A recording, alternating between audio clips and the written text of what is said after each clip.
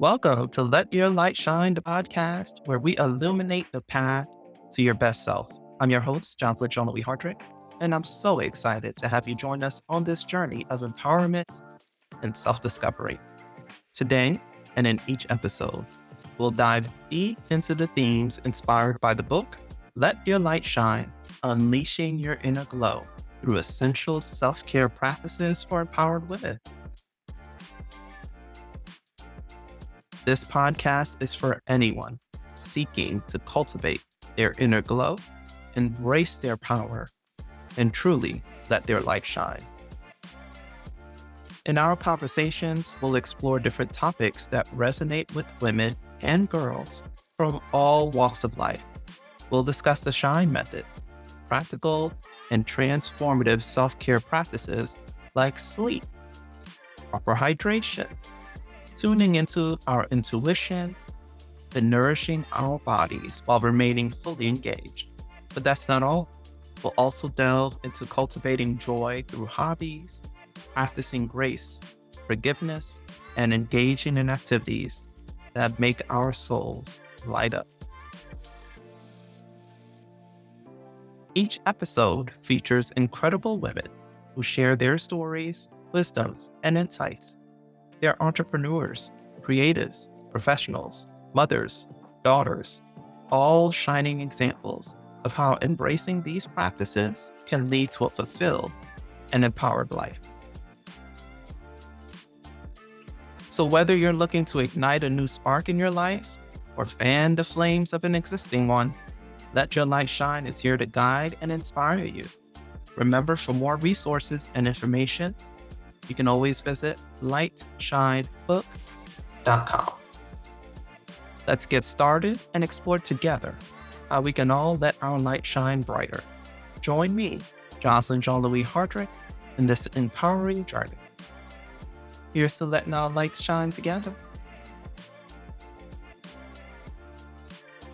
And now, let's dive in to today's episode.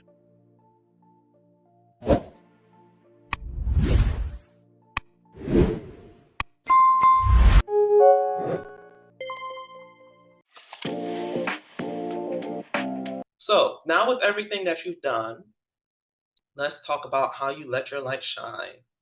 Let's talk about sleep, because you were a nurse, you were traveling. What is sleep like for you, and how do you make sure you get your best sleep? Sleep has been chaotic, not gonna lie. Okay. And I've gone through periods of time where, yes, I'm getting my full 8 hours. I'm going to sleep at a really good bedtime. I'm waking up at the same time every day. I'm feeling great to, it's 2 o'clock in the morning and I need to catch a red eye. Right. So within my journey of working in the biopharmaceutical space, I used to work as what's called a monitor or a CRA, clinical research associate. And as a monitor, you do a lot of traveling, right? So anywhere from between 50 to 75% of travel. And there were times, like I said, I was traveling internationally, 13-hour flights, 14-hour flights. So getting rest, getting sleep, you're lucky if you get 3, right? And sometimes I still have days like that, right? There were nights where I pulled all-nighters, even as an adult in corporate America. It's not just for college students, right? There were nights where I would stay up because I got to get this report done, or I got to get this presentation done, or this budget needs to get in, and it needs to be, there's a certain time frame in which that had to be done. And so what gets sacrificed? The sleep. Right. And, in your book, you highlight it really well. There are things that you miss out on when you don't get the proper sleep, right? Dreaming, right? It's been written that when you dream, that's when you problem solve. That is your brain's way, your mind's way, your body's way of solving the issues of the day, right? Getting that REM sleep. You don't get to the dream state till you get to the REM state. And you don't get to the REM state until you've been about at least an hour and a half in, right? So you need a good 3 hours. That's like a good block would be 3 hours of sleep.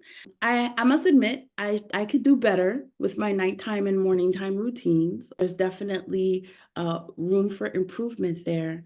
However, I think, being able to let the day go at the end of the day, reflecting on how my day went, thinking about the things that bothered me for that day right before I go to sleep and then letting it go. I am a believer, so I do pray before I go to bed and just I put my burdens on the Lord. It's like, Lord, take this from me. Don't let me go to bed with this. Not going to bed angry with anyone. Now, I know that's not an easy one for everybody.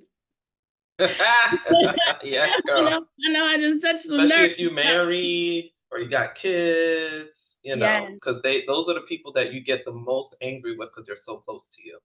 Exactly. And they're the ones that get the most hurt from that, right? And we take advantage because, it's like, they'll be here tomorrow. They'll be here tomorrow. But what if they're not? And you went to bed and you said some things that you really didn't mean, or you were in the heat of the moment, or, I have to humble myself. I had to humble myself with my son the other day because I know I was throwing him attitude. And I said to him last night, you know what? I apologize. It wasn't easy, but I had to, because I know I've been throwing him some shade. I know I have. But I had to humble myself and be like, you know what? I'm sorry. I'm sorry because I do love you. And I'm not trying to make you feel this way. It's just me and my feelings for whatever reason, even if I feel like you're the one who caused it. Right. So not going to bed angry, just being able to let it go. Let it go. Let it go. Holding on to it for what?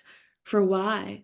Right? Knowing that this too shall pass. And a lot of the times when we don't get the rest we need, it's because we're stressing over something. And that stress is not good for anyone and it will impact your sleep. So, learning to manage stress.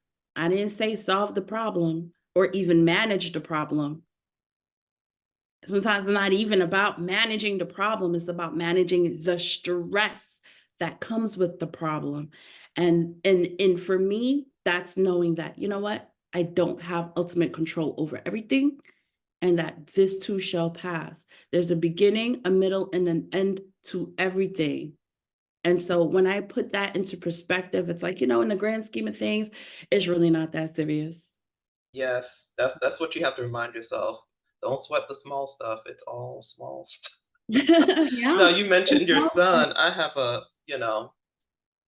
she's under 2, a toddler, so the sleep, oh boy, I haven't had a good night's sleep, as you can tell, a little bit. But it sounds like your kids are grown. How many kids do you have? I have 3 boys. My oldest is 22, and then I have an 18-year-old. He's 18, yes, he'll be 19 in June, and then I have a 17-year-old. So Oh, wow. So can you talk to parents like me and moms like me who got little ones? Like, let us know there's gonna be a time when we gonna be able to go to sleep without somebody's foot in our face. oh, yes, yes, yes, and you gotta just enjoy every stage. You have to enjoy every stage, and you're gonna miss it. And I remember when they were really young, I'd be like, "Oh, Lord, this is so much, this is so much."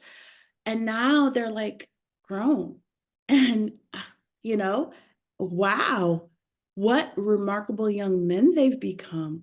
I think what has helped me to stay grounded is knowing and remembering that when they were younger, that, oh, they're gonna be adults one day.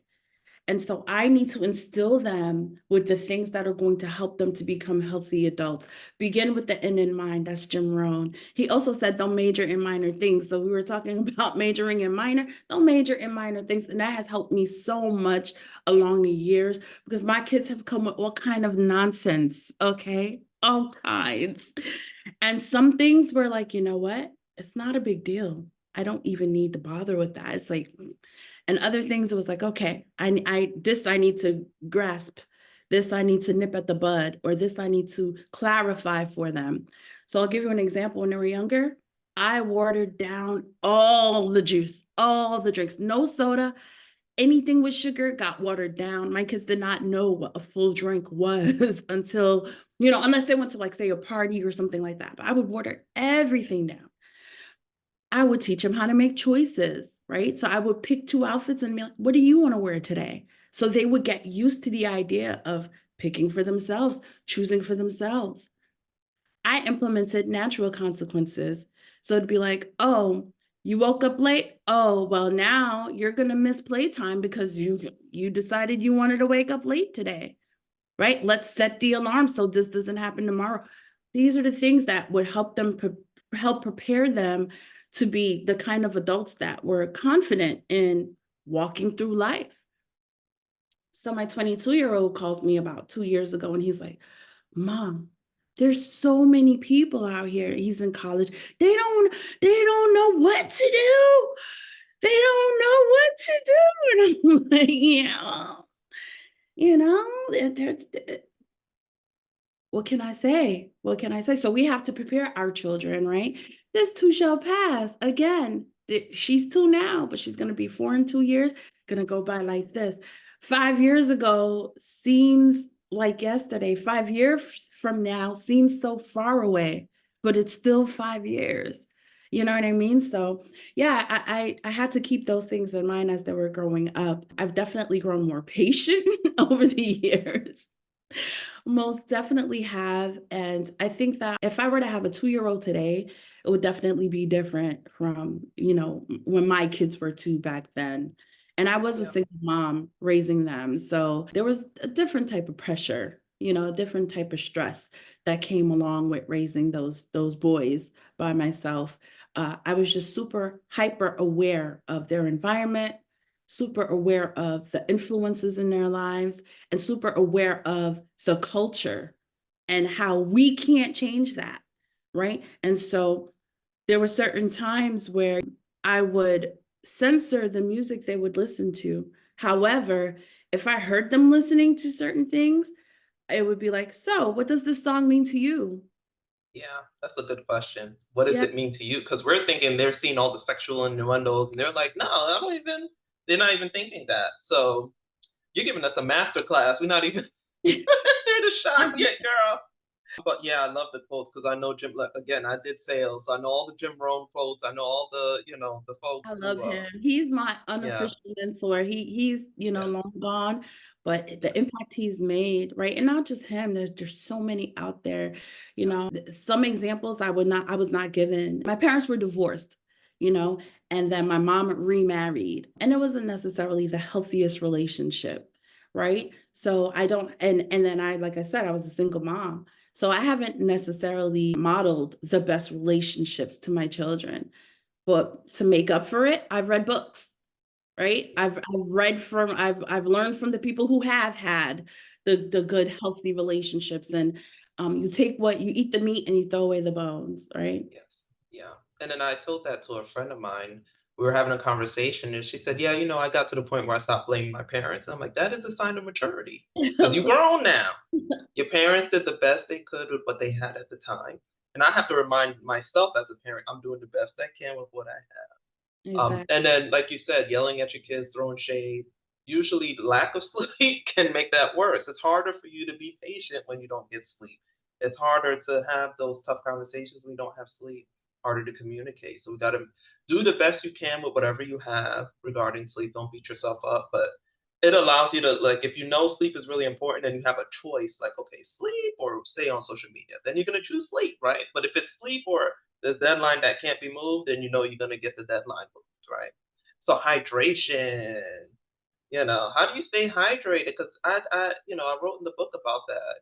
I didn't realize how dehydrated I was until I started drinking more water, and the brain fog and all this other stuff started to lift. That the clarity we need to work with depends so much on us staying hydrated. What do you do?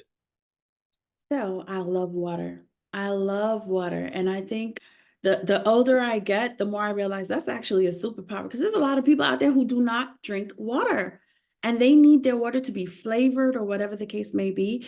So I've picked up hacks along the way, right? So right now I have a gallon of cucumber water in my fridge. Cut up cucumbers, throw it in the water. It infuses in the water, right? Gives it a nice little flavor. You could do that with lime, lemon, throw strawberries in there, throw blueberries in there, throw blackberries in there for like the children if they don't like water. Yeah, that's a good way to get them good it's a nutritionist, healthy alternative to just drinking plain old H2O. But for me, luckily for me, I've always, always loved water. I think one of the hacks also is carrying a bottle of water with me. This bottle is dedicated to water, and my bottle's in the kitchen. I wish I had it up here so to show you. It's my favorite color. It's a nice teal green, and 4 of them will equal a gallon for the day. So I try to get to a gallon a day. It helps to maintain hunger. It helps to maintain your weight. It keeps your skin nice and clear and beautiful. And like you said, it eliminates the brain fog, helps you to be clear in your thoughts. So, yeah, I usually try to keep water around me. And then I keep the infused water around me as well. Yeah, those are great hacks because I put lemon juice. When I was younger, we grew up in Brooklyn. We had no AC. Okay, so when it was hot, it was hot. And my mom would always be drinking ice cold water. Everyone drinking. And I just never liked cold water. She's like, "What's wrong with you? You don't drink water." And I realized I like it room temp. Room temp, I can drink a gallon, no problem. But if you put ice in it, it's like I don't want it. So you really have to figure out, how do I like it, and how do I make it easily accessible to me? So those are some great tips. We talk about that in the book as well. Mhm. Intuition, that, especially as women navigating these worlds, like you talk about, realizing all these people are like placing judgments on us and trying to put us in a box, and then trying to trust ourselves over everyone else. How do you get in touch with your intuition? That's a really good question, right? Because a lot of us don't we don't get quiet enough to hear that still voice that's inside of us. It's there. It is there, but a lot of times we doubt it. We want to push it away. Sometimes it doesn't sound like what the world is saying. Sometimes it doesn't sound like what our friends are saying. And so, because of that, we're like, oh, it must be wrong. One of the things you talk about in the book is, success and empowerment and defining that for yourself. And it's like the world says one thing, but what do you say for you? One person's success could be earning 5 figures a year, while another one is 6, while another one is 7. But if I choose 5, does that make me worse than the person who chose 7? No. If that 5 is what matters to me and I can do the things that I need, love, and want and enjoy, then that should be for me, right? I shouldn't let others dictate what that means for me. And I think sometimes we get caught up with what society says success is or what society says we should do. And because of that, we ignore our intuition. Now, God has equipped us with this GPS. And I know we have felt it. You've been around someone and you're like, your spidey senses go off. It starts tingling. You're like, something is not right with this person. That is that intuition, right? Our gut feeling, that's our intuition. Sometimes you feel it in your gut, sometimes you feel it in your heart, right? And you can feel, I don't know if you've ever felt a overwhelming feeling of love or joy or warm sensation go through your body. That's your intuition. And sometimes if we don't know how to define that, or we don't have enough faith in ourselves, right? We'll ignore it and we'll think we're wrong. Or if we let society infiltrate us too much, the music, the TV shows, the culture, they're telling us what they think we should be doing. It's funny because growing up, I know your mom was like this too. My mom, my family, Friday, first off, we were 7-day Adventists. So that means Friday night to Saturday night, no TV. I missed all the Saturday morning cartoons. I never, so my generation grew up on Saturday morning cartoons. And so I missed all those references, all those innuendos, all those subliminal messages. I missed all of those. And there's a generation of people who grew up watching those things that on cue, certain things will be said and their mind is going to go there because that's what they were taught every Saturday morning for years, right? So I think in terms of intuition, it's like you have to be able to quiet yourself, praying. Like I said, I'm a woman of faith, and so when I pray and I'm like, you know what, God, lead me. or God show me, or God guide me, or God illuminate. There's a prayer I pray, and sometimes I'm afraid to pray this prayer because when I pray, I know God's about to show me some things. And that's even intuition. When I'm afraid to pray it, that tells me, oh yeah, you already know something is wrong. That's why you don't want to pray it. Because once you say, God, show me, and he does, now I'm accountable. I'm accountable because he Yes. made it flat out, noticeable, or, yeah. So when it comes to the intuition, I think quiet the outside noise. And how you do that is you get quiet with yourself. Get quiet with yourself. And people are afraid to do that. They're afraid to be quiet with themselves, but don't be afraid. Take the time, and it will be so beneficial. Write down whatever you need to after. Some people meditate. If you need to meditate, meditate, pray. Just take the time and be quiet and listen. Ask questions, ask specific questions. If you're going through something, remember we said, and that ties back to the sleep, right? If you're going through something like a challenge and you don't know how to approach it, ask, pray, okay? Or ask yourself in the quiet moment and be still and wait for the answer. Sleep on it. Maybe Yes. it'll come free, right? Mhm. Let's talk about, because you glossed over, you walked away from a six-figure job to do something that's 100% commission, I'm guessing, because most real estate is usually commission. How did your intuition play a role in you deciding to do that? You know what? It was a difficult decision to make, honestly. And I did have to pray. I did have to pray about it.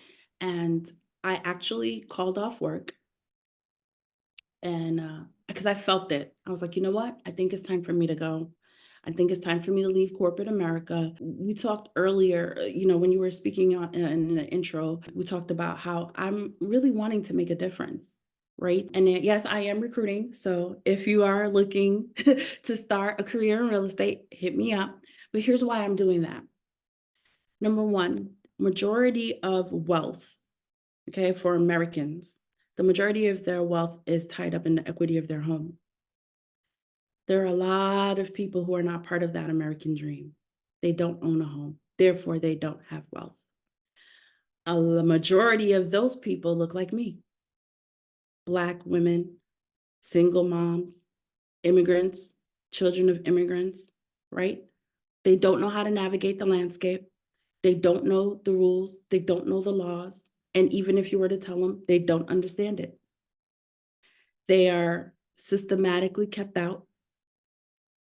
Even if they went to certain professionals, some would steer them away from the American dream, right? Which is why they're here, which is why our parents came here. That's why they came, so that we could have this opportunity. And so it was like, my bottom line is, how do I make a difference? In corporate America, the bottom line is, how do I make a dollar? And I realized I'm not aligned. What I want to do and what I'm actually doing, it's not aligned. Now, I had solace, or I felt peaceful in the work that I was doing, because it's like, I'm working in medicine. I'm helping people get the medicine that they need to treat the diseases that they have. This is great. It's wonderful, right? And as a result, I'm sure I've impacted a lot of lives. There's medicine that's out there right now that I was a part of that clinical trial. I worked on Ebola trials. I worked on Zika trials, right? So yes, that work made an impact. However, when I sat back and I said, that young lady that looks like me, that single mom right now that has 2 or 3 kids that they're raising, what would be beneficial to them? What would help them if they could buy a house? That would help them. So who's going to help them do that? Who better to help them do that than me? And like I said, I've been finding my voice. So being able to say, you know what, and don't get me wrong, I loved what I did. I loved working in that space. But how can I take these talents and everything that I've learned along the year, or all these years, and how can I take this and incorporate it into what I've been learning for the last 8 years about wealth and wealth management and financial freedom. And how can I take this and make it work? You know, the nonprofit Dream on Purpose, it's been around for about the same amount of time that I've been learning about real estate, 8 years. So when we started Dream on Purpose, my sister and I, we're co-founders along with Miss Patrice Fletcher. When we started Dream on Purpose 8 years ago, that's also when I started my real estate journey. And so looking at these young ladies, we've been doing Dream on Purpose long enough to see them go through high school, graduate, become young women in society.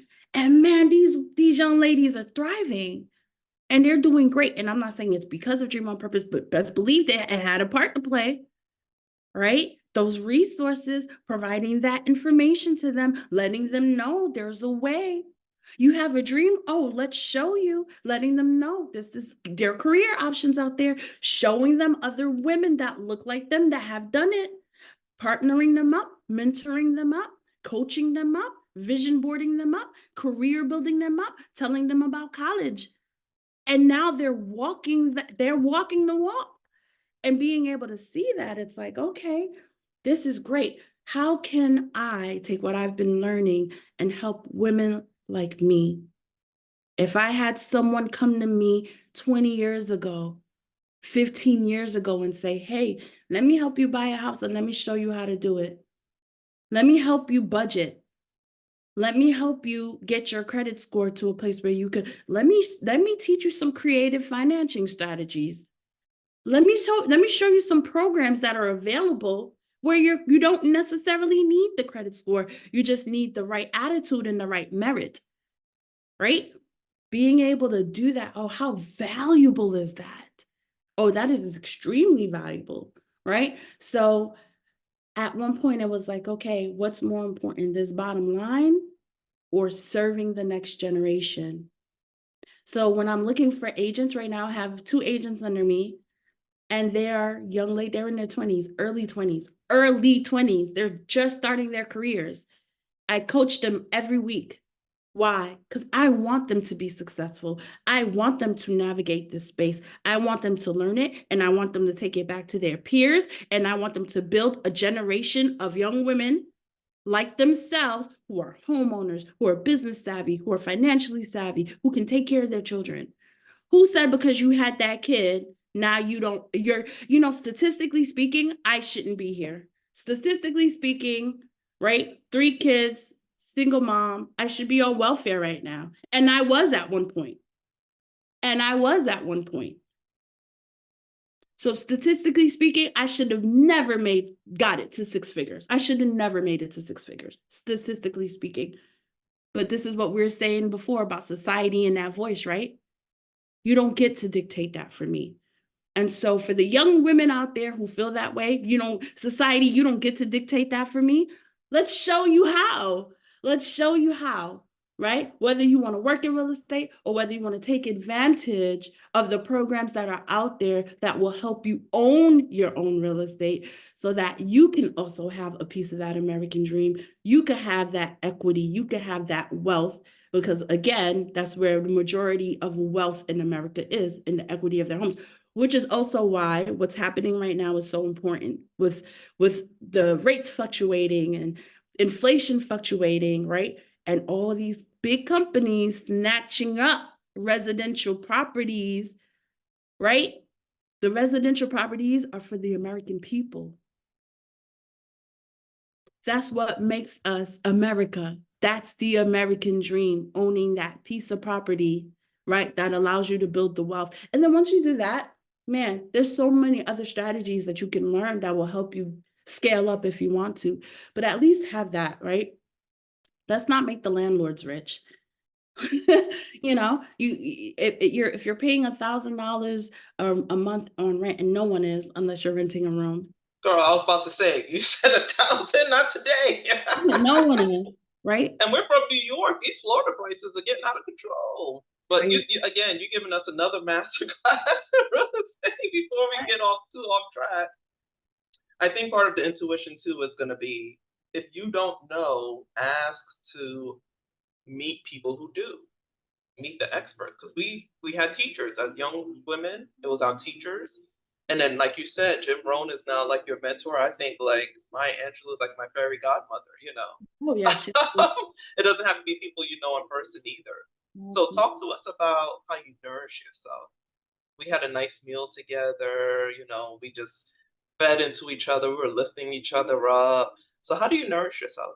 I like to drink green smoothies. JJ Smith has a book. It's like the 10-day green smoothie fast and or a green smoothie cleanse. And so um man, that is amazing. Okay. Most of us don't get the amount of vegetables and fruits and vegetables that we need in a day. Most of us don't. But I find that juicing or doing smoothies, that gets all of it in, right? And then I like to add to my smoothies. So I'll do spinach and kale, and then I'll throw some fruits in there, like the fruits that I love. Blueberries, high in antioxidants, right? Strawberries, I like to keep the berries in there, keeps the sugar low, right? And then I'll throw some green tea in there, and I'll throw some nuts in there, chia seeds, flax seeds, right? And I try to get a green smoothie in every day, at least one green smoothie. Along with that water is so nourishing. It's amazing. Intermittent fasting.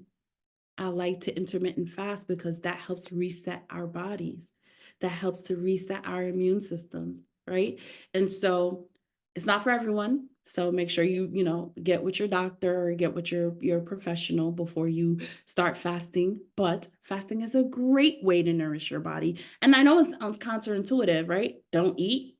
Yeah, just for a day or two. Most major religions have a component of fasting attached at one point or another. In Christianity is Lent, right? Around Easter time, you don't eat for a day or you don't eat meat or you don't, right? So fasting is a great way to nourish your body. Balancing your meals, right? If you are, there's a hack that helps you metabolize your food better, keeps weight off, right? So when you're eating, start off with your salad first. Then go to your protein, eat your carb last. It's perfect. It's such a great way to satiate your appetite, nourish your body with the foods that you need, and keep the weight off. Want to make it better? Add some vinegar-based dressing on that salad. Or some people will do apple cider vinegar with water, right? So like a teaspoon of apple cider vinegar to 8 to 16 ounces of water. That works too. Or you and your lemon water or your lime water. That's a great way to nourish your body. So I try to keep my meals balanced, right? I know some people believe in 5 meals a day. I can't do 5 meals a day. That's way too much. That's not going to work for me. Me and my body, we don't do well with that, right? But 1 meal a day, sometimes 2 meals a day, eating within that window, getting my green smoothie in, breaking my fast. If I'm eating, starting with the vegetable, then going to the protein, then going to the carb last, limiting my sweets, limiting the desserts. I mean, don't get me wrong, I indulge. I love my dessert, but I don't do it all the time. I treat it as a treat. Your dessert should be a treat, not something that you eat every single day. And when you're thinking desserts, sweet pancakes for breakfast with syrup and McGriddles, and that's too much. It becomes too much for your body to metabolize, and yeah, no. So when it comes to nourishing my body, I would say my number one thing is getting that water in and doing the green smoothies. Yeah, I do a green smoothie too. Like I had to actually my mom makes it. I said, "Don't make the green smoothie, mom. I'm doing a podcast." So there's some noise in the background. But for the same reason, you get everything in and it's easy to digest because I have a very sensitive digestive system. So that's why it's hard for me to have kale and cabbage but if you blend it all up, you add the flaxseed, you can add a little digestive enzyme even to it, Oh and then the yeah. fruit kind of makes it like I add the sweeter fruits, banana, mango, but we're Caribbean, so that I feel like I'm built for that fruit. But yeah, once you get that in too, you don't feel like you have to like find something healthy all day. You just eat something reasonable. And my body's the same way. I was vegan for about 3 months because I wanted to really try it and go all in. And you have to eat a lot because it's not, you have to get more nutrients out of big bulks of food. And I'm like, I can't eat this much. It's just too hard.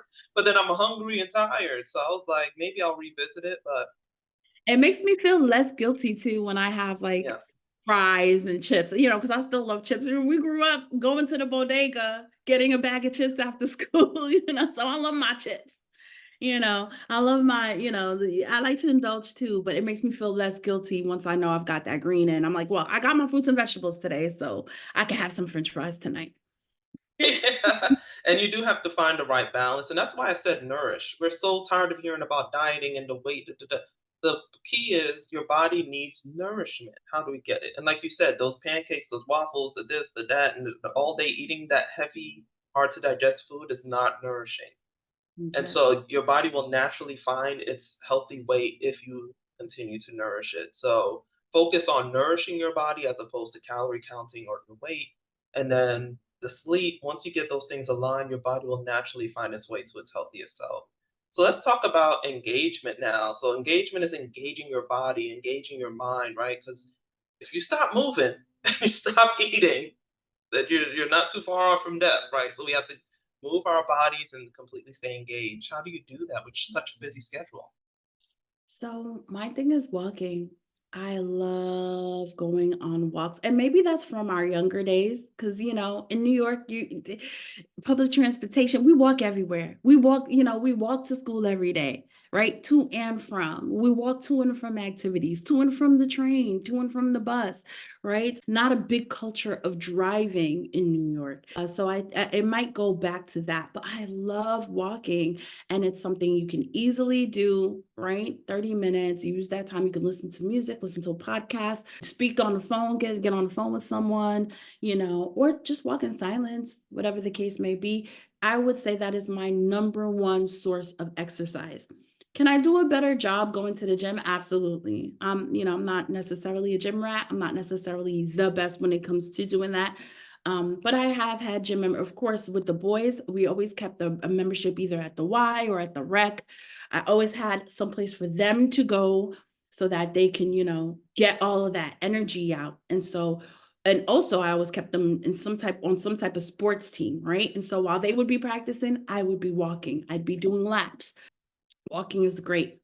Swimming, that's one of my favorite, although I don't want to get my hair messed up. Yeah, I know as Black women, that's a big, studies have shown that's a big reason we don't exercise. We're worried about our hair and Yes. sweating out our style. That's why I'm like, I just keep it natural and do locks. I'm like, I ain't even gonna worry about it. But it is a legitimate thing because we're, like you said, judged so much by our appearance, and there's so much that tells us we have to look a certain way. And it's a legit concern, right? So, but yeah, I never learned how to swim. I'm glad you learned though. Oh, yes. I learned in high school. And then the kids, I made sure they learned how to swim, right? From they were young. I would put, everywhere we lived, I always made sure we had a pool there so that they could enjoy the pool. And as a result, all three of them are really strong swimmers. So I'm grateful for that. But swimming is it's a great way to get exercise. It's a lot of fun. It's never too late to learn. So maybe that's something that you can, think about. There are classes, the YMCA has classes as well. But it's a great way to get cardio in, a great way to, exercise your body. And while you're exercising, it's also really relaxing. So I definitely love swimming. And luckily for us too, now there are products that we as women can buy to cover our hair, especially if we just got it done so that we can swim, right? So I'll wear a cap when I swim. But yeah, that walking and swimming, those are my go-to. I would say the third thing would be videos, right? Watching videos at home. Back in the day, who was it? Who was it Richard Simmons who used to have that? Back in the day, it was Richard Simmons, and today we could go online. You could go on YouTube and look up so many different exercise routines. I mean, Zumba, hip hop, belly dancing, right? These are all great ways. And I mean, there's even chair exercises. There's this guy on YouTube. If you don't want to stand up and do jumping jacks, you can do it from your chair, right? There are exercises you can do from your bed. At this point, there's no excuse when it comes to engaging and finding that movement. And while we engage our bodies, our brains get engaged too. and our minds get engaged too. And when we treat ourselves this way, when we treat our body this way, our mind has more confidence in us. And then that intuition kicks in, and that voice, that small voice becomes a little bit louder and we can hear better, right? So the better we take care of our bodies, the more our bodies will do for us. The better we will look, the better we will feel, the better we will be. You are so right. And you'll get thirsty and want to drink more and you'll sleep better because that's energy you're holding on to all day. You can release it through the engagement. And I would say I'm not a gym person either. And my best shape I've ever gotten into was never in a gym. So you don't have to join a gym. Just find something you enjoy and you don't have to convince yourself to do it. Like, oh, I actually miss walking. Like I'm the same way. I love walking. Since I moved to Florida, people are like, why do you want to walk? I'm just like, feels good. Your body holds on to a lot of negative emotions too. It stores it in your hips, it stores it in your neck and shoulders, and when you move, it releases it. So it's a great way to release all that stress. So, Joanne, this has been like I said, a masterclass in everything. Like I could talk to you all day and record you all day, and you clearly have read the book. Thank you. There's a special shout out to single moms in the book. I have a free meditation on the website. So all the stuff we talked about, I'm trying to give you those resources. Use what you have or use what we've given you all on the website at lightshinebook.com. So let's let these our listeners know, how can they find you? How do they get in touch with you? Where do they follow you? And remind us of the name of your real estate company again. Yes, so it's Joanne Karagnara, Realtor. I am on all social media platforms. You can Google me. I should come right up. I'm launching my YouTube channel this year. So, yes, excited about that. Make sure you join me on YouTube. You can also find me on dreamonpurpose.org. So, shout out to Shireen Baptiste, my sister, who is president. I am vice president of the organization. We've been around for 8 years, helping young ladies dream and actualize their dream. We have a bunch of programs this year. If you're in the Gainesville area, take a look, come visit us, bring your children, and it's not just for girls, it's for boys too, but we do emphasize girls. Yeah, so all over social media, I'm there. If you're looking to be a real estate agent, looking for a new career, it's not for the faint. Okay, it is 100% commission based, but we're service oriented. It's all about adding value, helping people. And when you do that, the money will come, and God will make a way. The more people I've found throughout life, the more people you help, the more God will help you, And so, yeah, make sure you follow me. Come see me. I'll be at the book launch along with Joseline. So excited about that. I'm excited about everything you're doing, all the work you're doing. And the thing about money is like we take the money to buy the things that we want and need. However, if you get it in the form of a resource, you don't need to spend that money. That's what you would have spent that money on anyway. So there's meditations out there that cost hundreds of dollars and you're getting it for free. Take advantage of that, right? Take advantage of all of these wonderful gems that took us years to learn. You take that and you make it work for you. Yes, ma'am. Thank you so much, Joanne. I was so glad we were able to do this. So I'm going to have all her links and the ways to get in contact with her in the show notes. And I'll see you next time. Bye-bye. As we come to the close of another enlightening episode of Let Your Light Shine, I want to thank you sincerely for joining us today. It's been a true joy and privilege to share this space with you and our inspiring guest. Before we part ways, I'd like to leave you with a small nugget of wisdom to carry with you. Remember, the light you hold within is a beacon of hope, strength, and beauty. It's uniquely yours, and when you let it shine, you not only illuminate your own path, but also light the path of others. If you've been inspired by our conversation today, I encourage you to explore more at lightshinebook.com, where you can find additional resources and support on your journey to unleashing your inner glow. And if you enjoyed today's episode, please share it with someone who might also benefit from its message. Remember to subscribe to our podcast on your favorite platform so you never miss an episode of Let Your Light Shine. As we say goodbye for now, remember that every day is an opportunity to embrace your power. cultivate joy, and most importantly, let your light shine. Until next time, I'm Joseline Jean-Louis Hardrick, wishing you peace, love, and light. Thank you for listening, and keep shining bright.